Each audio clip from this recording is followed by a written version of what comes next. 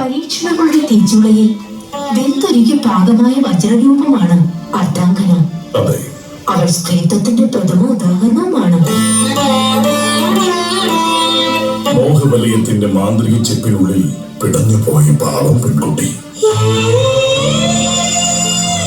പഞ്ചാക്ഷര പുണ്യത്താൽ പുണ്യവതിയായി മാറുന്ന സുവർണ നിമിഷം.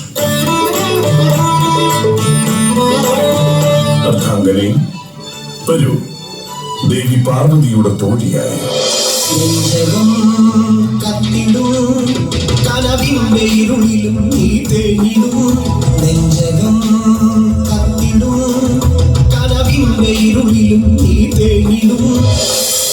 നിമിഷാർത്ഥത്തിൽ വിടരുന്ന നീർക്കുമിളയാണ് പെൺജീവിതം. ഇനി നിന്റെ ദുഃഖങ്ങൾക്കും ദുരിതങ്ങൾക്കും വിട. അർദ്ധാംഗന ഇനി മുതൽ കൈലാസവാസിയായി നമ്മുടെ തോഴിമാരിൽ പ്രഥമ ഗണമായി മാറുന്നു. എന്താ, സന്തോഷമായില്ലേ?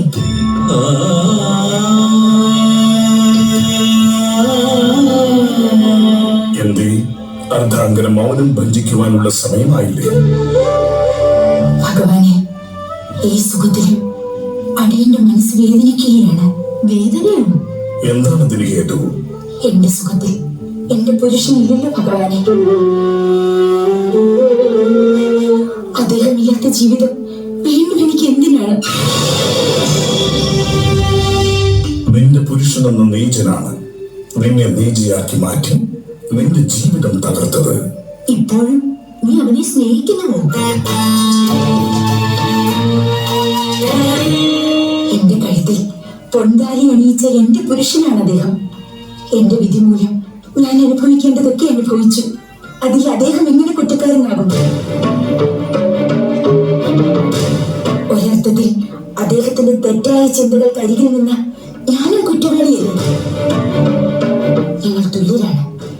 എനിക്ക് എന്റെ പുരുഷനെ കൂടാതെ മറ്റൊരു സുഖം, മറ്റൊരു ജന്മം ഒന്നും ആഗ്രഹിക്കുന്നില്ല.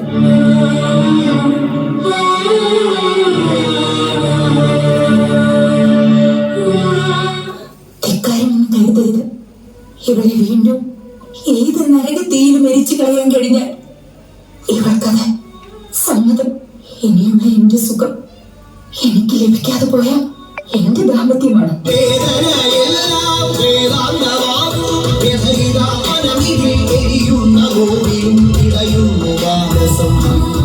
ഇവളെ നമ്മുടെ പരീക്ഷണങ്ങളിൽ നമ്മളെ തോൽപ്പിച്ചിരിക്കുന്ന ഭഗവാനെ, ഇവളുടെ ഭർത്തൃജന്മത്തെ അവിടുന്ന് ഇവൾക്ക് ദൃശ്യമാക്കിയാലും.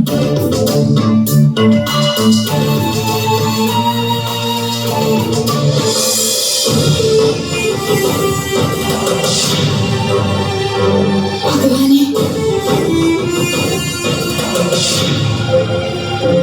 അവിടുത്തെ പുണ്യത്തിൽ എനിക്ക് എന്റെ പുരുഷനെ തിരികെ ലഭിക്കണം.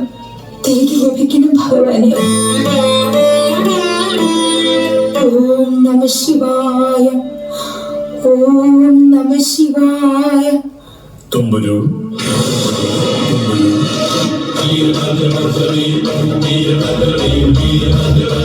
തുമ്പുരു വിന്ധ്യാപർവ്വതത്തിൽ പ്രേതയോനിയിൽ ജന്മമെടുത്ത ബിന്ദുവിനെ മോചിതനാക്കുക.